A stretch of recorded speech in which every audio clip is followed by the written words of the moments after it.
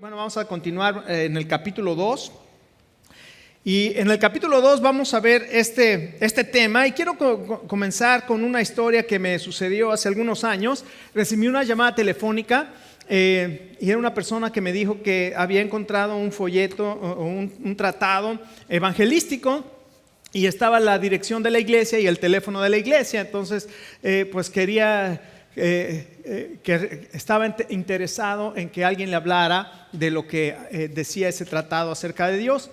Entonces le dije que sí. Me dijo, mire, la verdad tengo una necesidad muy grande, mi hijo está en el hospital y quisiera que usted pudiera venir, platicar, hablar con nosotros. Y efectivamente fui al hospital, llevé a mi mamá conmigo esa vez, o mi mamá me acompañó, y llegamos al hospital, encontramos a este señor.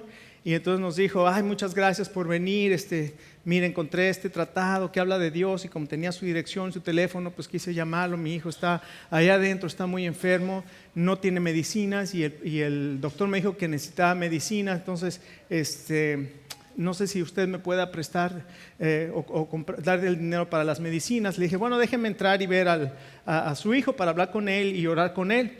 Y entonces me dice, sí, mire, pasa. Y le dije, mamá, ¿me esperas aquí? Sí. Entonces el Señor nos dijo, pero nada más puede pasar uno. Le dije, mamá, espérame aquí, yo voy y oro con él. Entonces entramos y nos dejaron pasar, la enfermera, estábamos por ahí.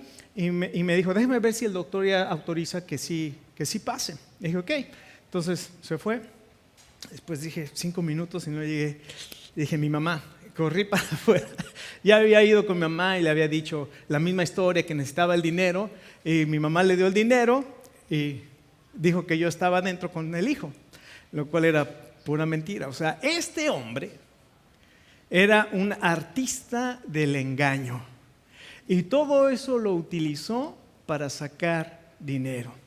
Y déjeme decirle que estamos llenos de artistas del engaño.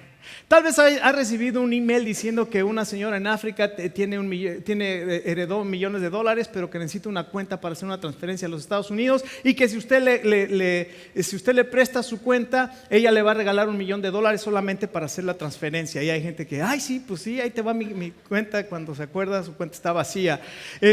Hay gente que te llama por teléfono y te dice, oye, fíjate que tengo aquí a tus parientes y los quieres volver a ver, mándame $5,000. Ay, ¿dónde está mi pariente fulano? Y ahí está la gente, porque hay artistas del engaño. Le llamamos del IRS en este momento. Estamos chequeando y nos dimos cuenta que del año 2017 usted no pagó sus impuestos completamente, pero ahorita le estamos haciendo esta llamada de cortesía, porque si usted paga en este momento, vamos a quitar eso, y en lugar de pagar los $4,000 que faltaron, usted puede pagar solamente $1,000, y en este momento ya se borra y dice, pero si no lo paga, ya la policía está en camino para detenerlo. Ay, ¿y cómo puedo pagar? Con tarjeta de crédito. Pues ahí le va mi tarjeta de crédito. Adiós, mundo cruel. ¿Por qué? Porque estamos viviendo donde hay personas que engañan. Ahora, hay de engaños a engaños. Hay engaños que te da risa, que ¿dónde quedó la bolita? ¿No? Y le pones $1 ahí está. Y digo, no puede ser, cómo caí en el engaño. Pero hay engaños emocionales. ¿Qué pasa cuando la persona que te dijo que te ama un día te dice, ya no te amo? Tengo otra persona. Sientes que te mueres, ¿no? Y ahora, el engaño es algo terrible. El apóstol Pablo está escribiendo esta carta y está diciendo, cuidado con los engañadores dentro de las iglesias. Y entonces tenemos esta carta que el apóstol Juan nos escribe. Y recuerda, esta es una carta para darnos a nosotros seguridad. Pero al mismo tiempo que es una carta de seguridad, es una carta de advertencia contra las falsas enseñanzas. Vamos a leer primera de Juan. Si usted abre su Biblia, ya la tiene, capítulo 2. Vamos a leer los versículos 18 al 27, si se puede poner de pie. Vamos a leer la palabra de Dios. Primera de Juan, capítulo 2, versos 18 en adelante. Y dice la palabra de Dios así: hijitos, ya es el último tiempo. Y según ustedes oyeron que el anticristo viene. Así ahora han surgido muchos anticristos. Por eso conocemos que es el último tiempo. Salieron de nosotros, pero no eran de nosotros. Porque si hubieran sido de nosotros, habrían permanecido con nosotros, pero salieron para que se manifestase que no todos son de nosotros. Pero ustedes tienen la unción del Santo y conocen todas las cosas. No les he escrito como si ignoraran la verdad, sino porque la conocen y porque ninguna mentira procede de la verdad. ¿Quién es el mentiroso? Sino el que niega que Jesús es el Cristo. Este es anticristo, el que niega al Padre y al Hijo. Todo aquel que niega al Hijo tampoco tiene al Padre. El que confiesa al Hijo tiene también al Padre.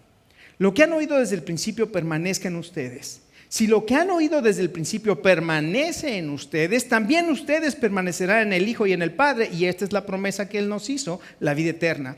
Les he escrito sobre los que les engañan. Pero la unción que ustedes recibieron de Él permanece en ustedes y no tienen necesidad que nadie les enseñe, así como la unción misma les enseña todas las cosas y es verdadera y no es mentira. Según ella les ha enseñado, permanezcan en Él. Vamos a orar. Padre, queremos darte gracias por este momento en que podemos juntos estudiar tu palabra y pedimos que tu Espíritu Santo nos hable y que tu palabra nos llene, Señor, y haga la obra que tienes que hacer en nosotros. Oramos en el nombre de tu Hijo Jesucristo. Amén. Ok, entonces aquí está el apóstol Juan escribiendo esta carta, advirtiéndonos, dándonos seguridad y advirtiéndonos sobre los falsos maestros, sobre los engaños que pueden ocurrir en la iglesia. Y aquí entonces, por lo menos 7 veces en esta carta, en este pasaje que acabamos de leer, el apóstol Juan escribe 7 veces la palabra permanezcan, permanezcan, permanezcan, permanezcan. Y ahí al final, el verso 27, tremendo, porque varias veces ahí, si lo que ustedes si lo que han recibido desde el principio permanece en ustedes, ustedes van a permanecer entonces en el Padre. Si lo que ustedes han recibido permanece en ustedes, entonces nos está diciendo varias veces esta palabra permanece. Es más, en la carta, en la primera de Juan, 23 veces utiliza la palabra permanezcan. Entonces, esta carta nos habla de permanecer, y este pasaje que vamos a estudiar el día de hoy nos habla de permanecer en 3 cosas. Nos habla de permanecer en la comunión de la iglesia, en la convivencia de la iglesia, en la comunidad de la iglesia. Nos dice que debemos permanecer en el mensaje de la palabra de Dios. Ese es el mensaje que han oído desde el principio. Dice, permanezcan en el mensaje que han oído desde el principio. Y también nos dice que permanezcamos en el Hijo y en el Padre. Entonces necesitamos permanecer, y el mensaje de esta tarde se llama permaneciendo en Cristo. Y aquí el verso 21 también nos dice, no les he escrito como si ignorasen la verdad, sino porque la conocen. Entonces el apóstol Juan nos dice, ustedes ya conocen la verdad y les estoy escribiendo a ustedes estas cosas porque ya conocen la verdad. Entonces hay 3 cosas que tenemos que hacer para saber y para conocer que estamos en la verdad. ¿Usted quiere saber si está en la verdad? Bueno, hay 3 cosas que el apóstol Juan nos dice aquí para saber que estamos en la verdad.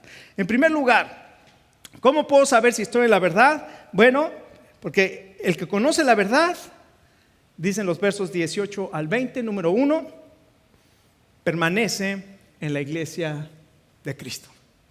El que conoce la verdad permanece en la iglesia de Cristo. Y el apóstol Juan comienza esta sección diciendo, hijitos, el cariño que le tiene a los creyentes. Hijitos, él ya es un anciano y ve a los creyentes y los ve como sus hijitos, el amor entrañable. Juan es el apóstol del amor, les llama hijitos. Hijitos, ya es el último tiempo o la última hora. En la Biblia textual o en griego dice la última hora. Y para él la última hora es el tiempo entre la resurrección de Jesucristo y el regreso de Jesucristo. Entonces todo este periodo es la última hora. No quiere decir que ya en ese momento iba a venir Jesucristo, pero dice, estamos ya en la última hora, estamos ya en el último periodo. Jesucristo ya murió, Jesucristo resucitó, Jesucristo va a regresar y esta es la última hora. Y dice, y ustedes han escuchado que el anticristo viene, dice, pero se han manifestado muchos anticristos.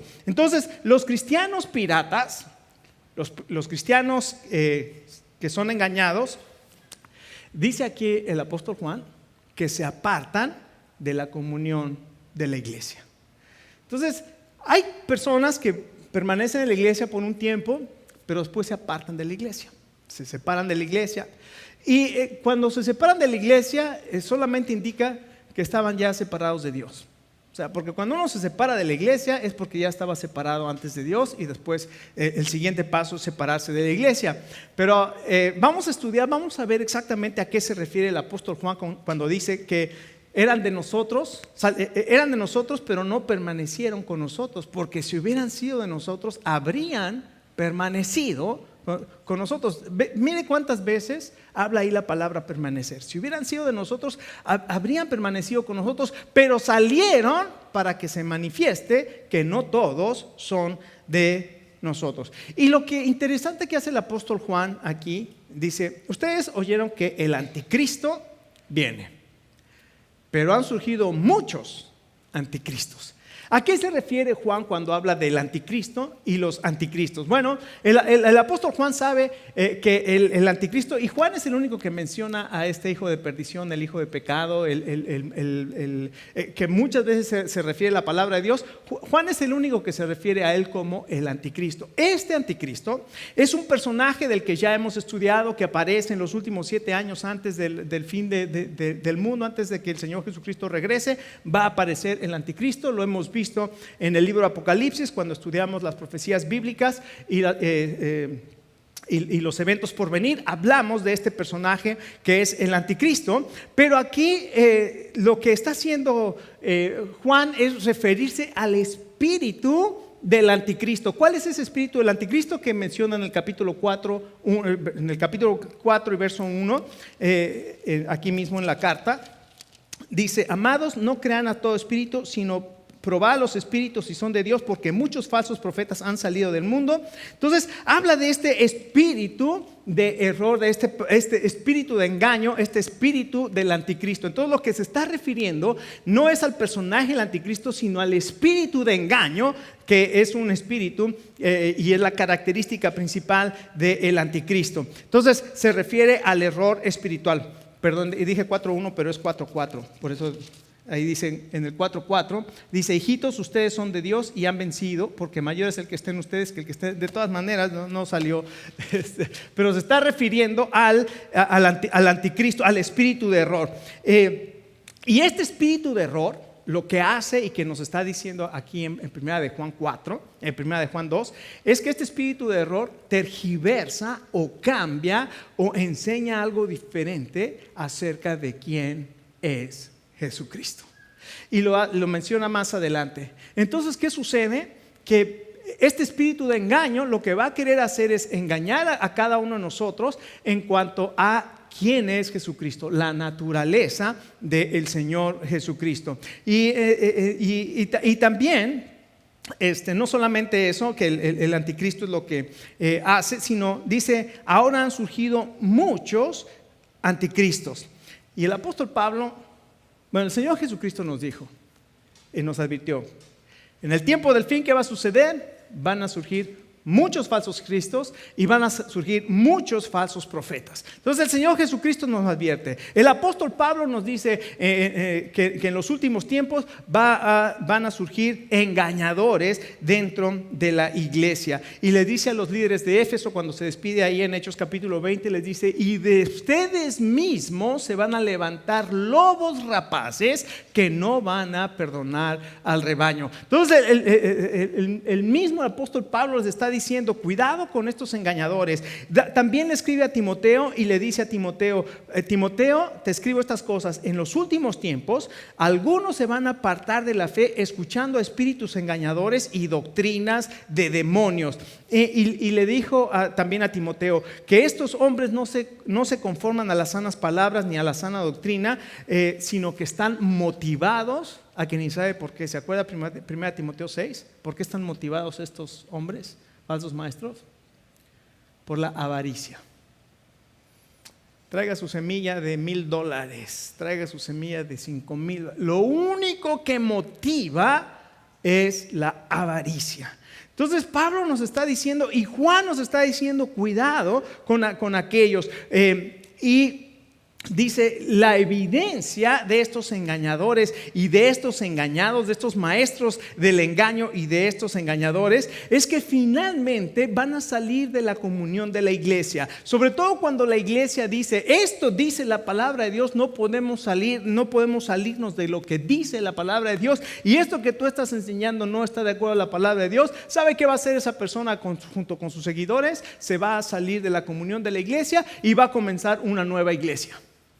Y así funciona el espíritu del engaño o el espíritu del anticristo, y que dice aquí que se transfiere a esos anticristos. Entonces la evidencia que declara que son engañadores es que salen de la comunión de la iglesia. Y la comunión en la iglesia es la vida en comunidad, es la evidencia del conocimiento de Jesucristo. Cuando nosotros vivimos en comunidad, cuando vivimos en comunión, es la evidencia de que nosotros conocemos al Señor Jesucristo. ¿Se acuerdan lo que dice Juan capítulo 1? Lo que hemos visto, lo que hemos oído, lo que hemos palpado con nuestras manos, lo que hemos visto con nuestros ojos, tocante al verbo de vida. Y dice, lo que hemos visto y oído, esto les anunciamos a ustedes para que ustedes tengan comunión con nosotros, y nuestra comunión es verdaderamente con el Padre y con su Hijo Jesucristo. Entonces la comunión en la iglesia es una marca o es una evidencia de que conocemos la verdad. Es una evidencia de que conocemos a Jesucristo. Es una evidencia que somos hijos de Dios, porque los hijos de Dios vivimos en familia. Entonces es importantísimo la iglesia. Cuando una persona dice que no es necesaria la iglesia, la primera de Juan. No hay llaneros solitarios. Yo he conocido gente. Había, por ejemplo, uno que le pregunté en qué iglesia iba, y me dijo, no, yo voy a la iglesia que me inviten. Pues, déjame compartirte el evangelio, ¿no? porque la iglesia es una evidencia. La comunión en la iglesia es una evidencia de que conocemos a Dios. Y no solamente eso, en el verso 20 nos dice que los verdaderos discípulos tienen el Espíritu Santo y conocen la verdad. Porque los cristianos piratas son engañados y se apartan de la comunión de la iglesia, pero los verdaderos discípulos tienen el Espíritu Santo y conocen la verdad. Mira el verso 20. La Nueva Traducción Viviente, mira cómo lo pone. Dice, pero ustedes no son así, porque el Santo les ha dado su Espíritu y todos ustedes conocen la verdad. A diferencia de los falsos maestros, de los engañadores y los engañados, dice, ustedes tienen la unción, el Espíritu Santo, y ustedes conocen la verdad. Así es que una persona que tiene al Espíritu Santo es una persona que ha sido perdonada y una persona que ha sido transformada por el poder del Evangelio. Escuche. Este es el mensaje que Juan les enseñó. Este es el mensaje que Pablo habló. Este es el mensaje que el Señor Jesucristo vino a traer, las buenas nuevas, el mensaje, el evangelio, el mensaje de salvación. Y lo que dice la palabra de Dios es que Jesucristo murió por nuestros pecados y que fue sepultado y que al tercer día, como dicen las Escrituras, resucitó. Y el Señor Jesucristo ofrece perdón de pecados, una vida transformada y una vida nueva. Y esa persona que escucha el mensaje, el evangelio, que recibe, que lo cree y que viene y que le pide al Señor Jesucristo perdón y que le pide que venga a su vida, la palabra de Dios dice que esa persona nace de nuevo, sus pecados son perdonados y el Espíritu de Dios viene a hacer habitación en esa persona, y su vida comienza a cambiar y su anhelo es conocer a Dios. Y dice el apóstol Pedro, deseen como niños recién nacidos la leche espiritual no adulterada. Esa persona lo que anhela es conocer más de Dios. Escuche, si usted nunca ha anhelado conocer más de Dios, es porque no tiene hambre de Dios. Y si no tiene hambre de Dios es porque cualquier bebé que nace siempre va a buscar alimentarse y va a llorar si no tiene alimento. Déjeme decirle, si usted ha creído en Jesucristo o dice haber creído en Jesucristo, pero nunca ha buscado el alimento espiritual, cuidado. Cuidado, porque el que nace de nuevo necesita, anhela, tiene que buscar el alimento espiritual. Y eso es lo que nos está diciendo el apóstol Juan aquí. Los verdaderos discípulos tienen el Espíritu Santo y conocen la verdad. Entonces, el pirata, no puedo decir el discípulo pirata, no, el cristiano pirata sí puedo decir. El cristiano pirata es engañado y no se conforma a la sana palabra y no permanece en comunión. ¿Y qué sucede? Recuerde, el anticristo y los anticristos, el espíritu de engaño quiere sacar a las personas, quieren engañar a las personas, sacarlas de creer correctamente en la doctrina y después sacarlas de la comunión de la iglesia. Pero déjeme decirle una cosa: si usted es un creyente verdadero, el espíritu de error no va a poder hacer eso. Ahí dice el verso 20: ustedes tienen la unción del Santo y conocen todas las cosas. Entonces es una carta de seguridad.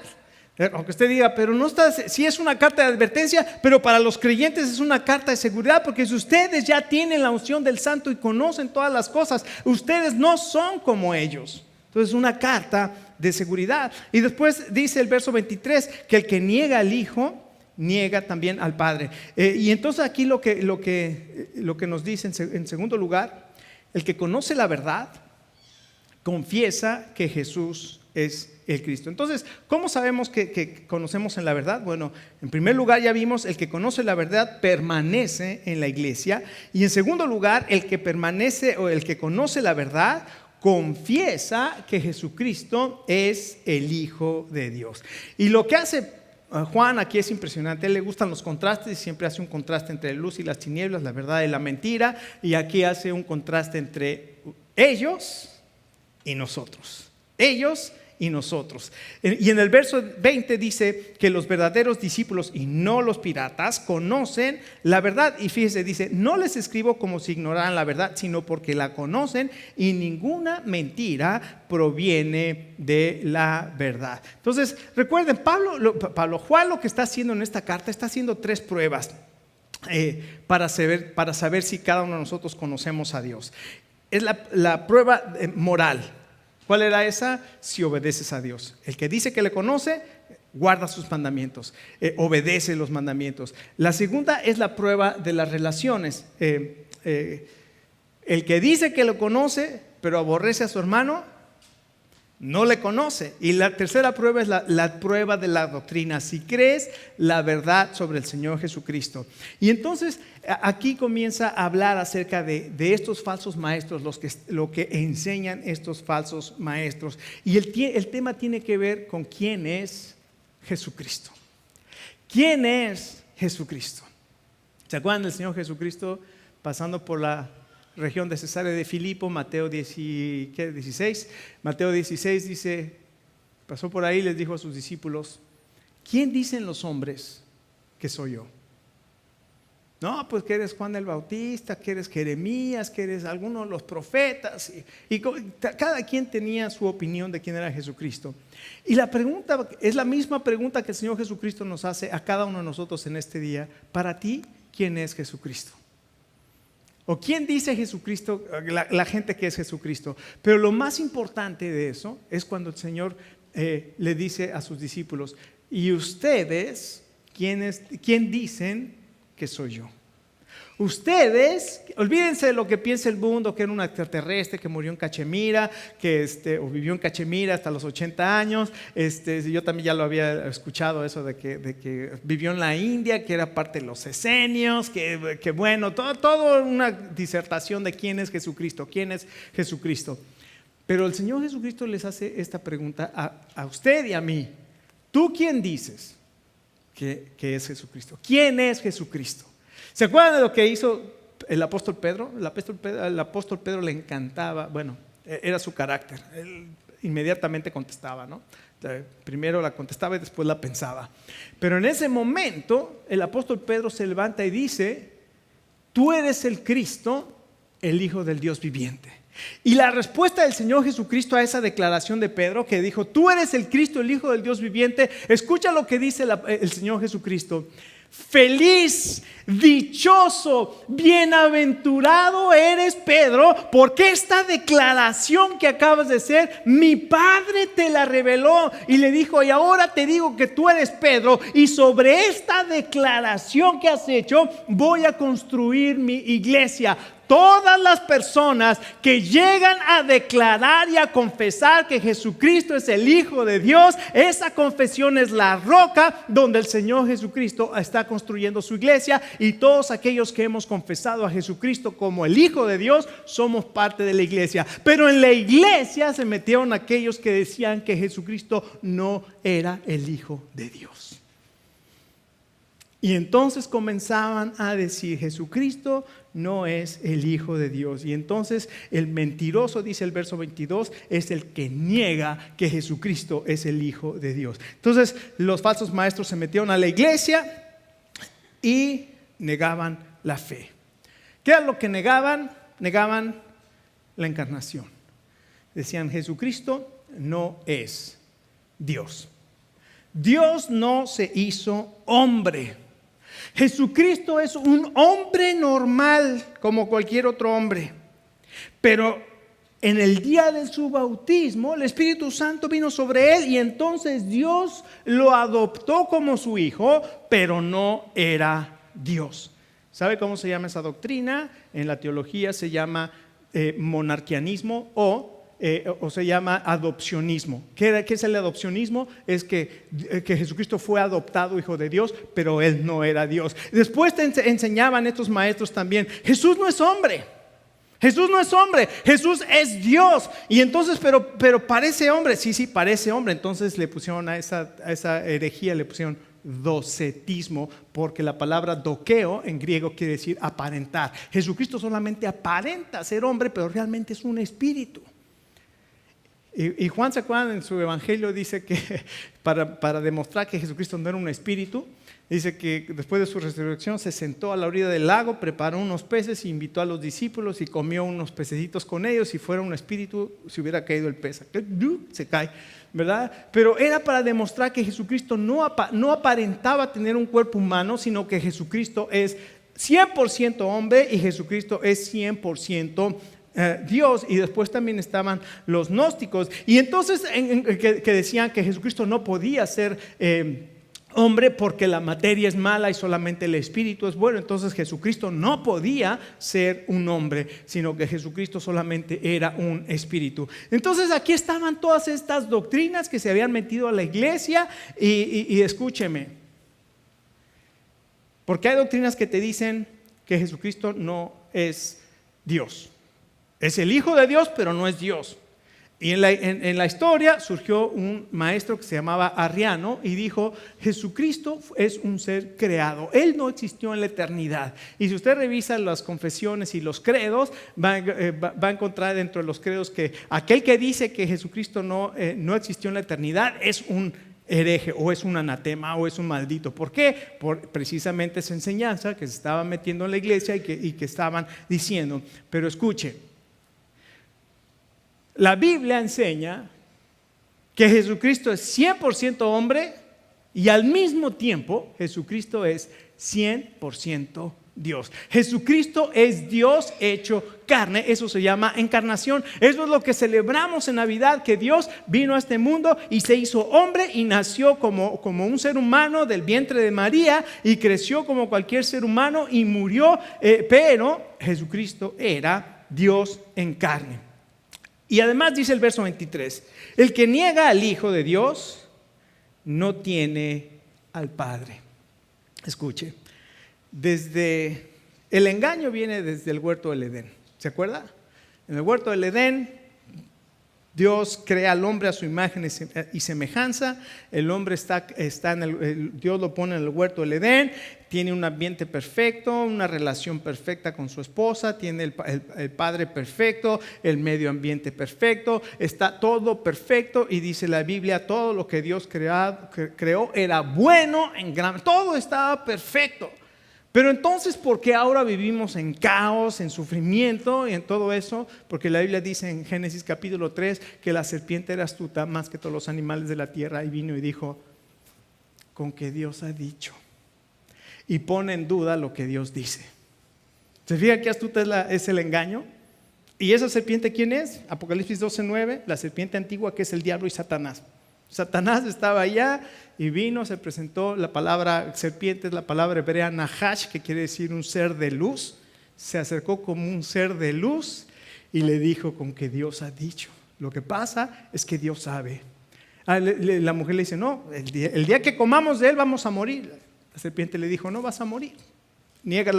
Pone en duda la palabra de Dios, niega lo que Dios dice y después te da una alternativa. Lo que pasa es que Dios sabe que si tú comes vas a ser como Dios y vas a saber el bien y el mal. Escucha.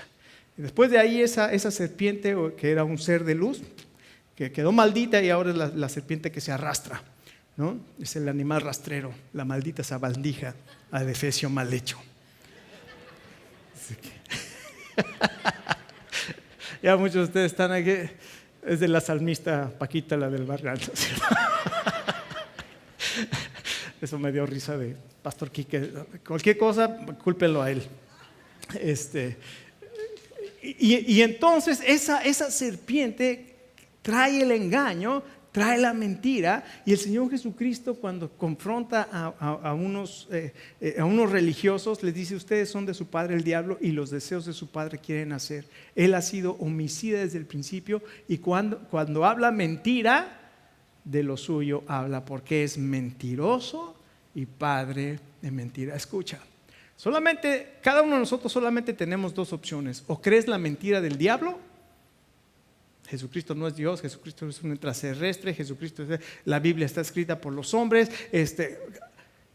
Si no podemos confiar en lo que nos dice este libro, que ha sido atacado durante, el Nuevo Testamento tiene 2000 años, el Antiguo Testamento tiene 3500 años, este libro ha sido atacado por todas partes, sin embargo se mantiene la iglesia, que debió ser destruida, y sin embargo tiene 2000 años que permanece. Si no podemos confiar en lo que nos dice este libro de Dios, ¿de dónde vamos a sacar nuestro concepto de Dios para conocer quién es Jesucristo y quién es Dios?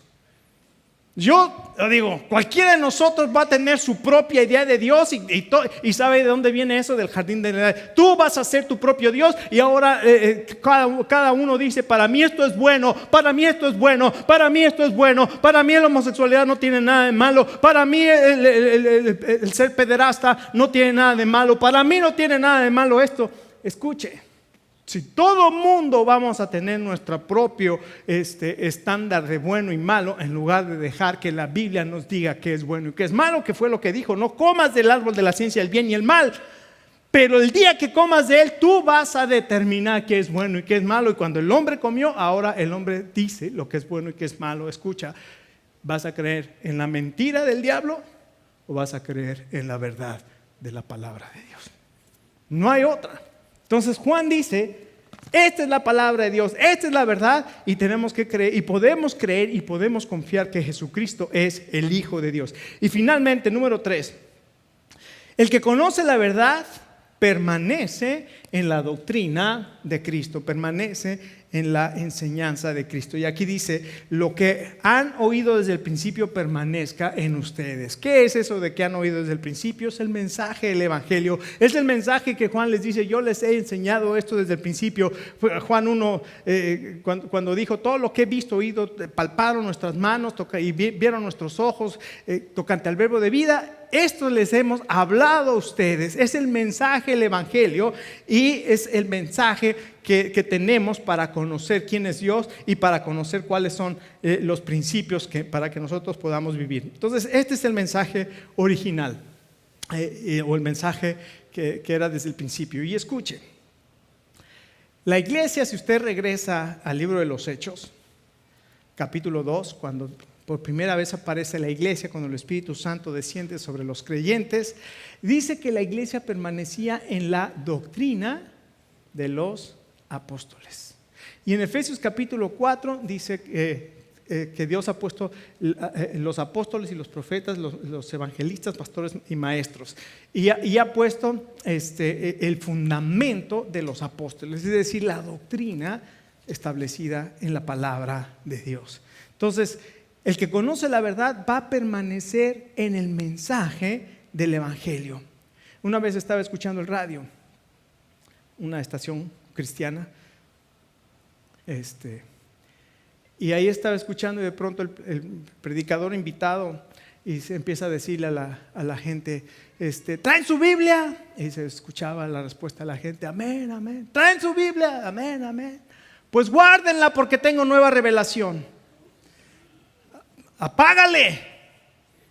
No puede haber una nueva revelación si la revelación ya está aquí. Si necesitas una nueva revelación, este libro no está completo. Y si este libro no está completo, yo también tengo una nueva revelación. Y generalmente la nueva revelación es, Dios me está diciendo que tienes que donar tu casa al pastor. ¿Sí o no? Dios me dice que tú vas a donar tu carro. ¿A quién se lo dono, pastor? Pues ¿a quién? ¿A quién? Entonces estamos viviendo todas estas cosas, pero aquí está el mensaje que han oído desde el principio. Y después dice que tenemos que permanecer no solamente en el mensaje, sino tenemos que permanecer en la presencia del Espíritu Santo en el creyente. Ahí el verso 27, escuche lo que dice. Pero la unción que ustedes recibieron permanece en ustedes y no tiene necesidad que nadie nos enseñe, o sea, que les enseñe mentiras, pues. A eso se refiere. Así como la unción misma les enseña todas las cosas y es verdadera. ¿Se acuerdan que el Señor Jesucristo dijo que iba a venir el Espíritu Santo y que iba a permanecer en nosotros y el Espíritu Santo nos iba a guiar a toda la verdad? Es lo que está diciendo Juan. Ustedes tienen la unción para que los guíe a la verdad. Lo único que necesitan para entender este libro es la unción del Espíritu Santo, y el Espíritu Santo va a traer iluminación para que usted pueda entender este libro. Y déjenme decirle una cosa. ¿Alguna vez usted trató de leer la Biblia? ¿La entendió? Yo también la entendí. Digo, ya estaba en la universidad. Y un día abrí la Biblia y comencé a leer porque había una tremenda Biblia ahí en la sala de mi casa, ¿no? Ya sabe que tenemos tremendas Biblias.